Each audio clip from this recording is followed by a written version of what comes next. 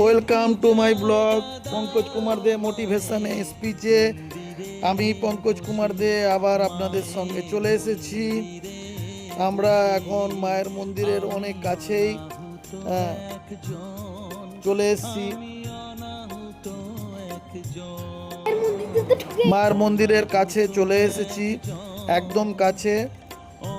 আর আমাদের মন শান্ত থাকতে পারছে না যে কতক্ষণে আমরা মাকে দেখব, মায়ের দর্শন করব। তো যাই হোক, অনেকগুলো ব্যারিকেড পেরানোর পরে আমরা মায়ের মন্দিরের মোটামুটি কাছেই চলে এসেছি। আর কিছুক্ষণের মধ্যেই আমরা মায়ের দর্শন করে নেব।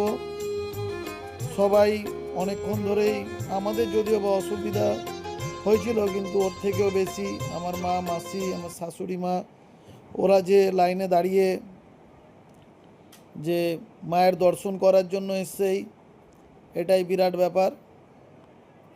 চলো।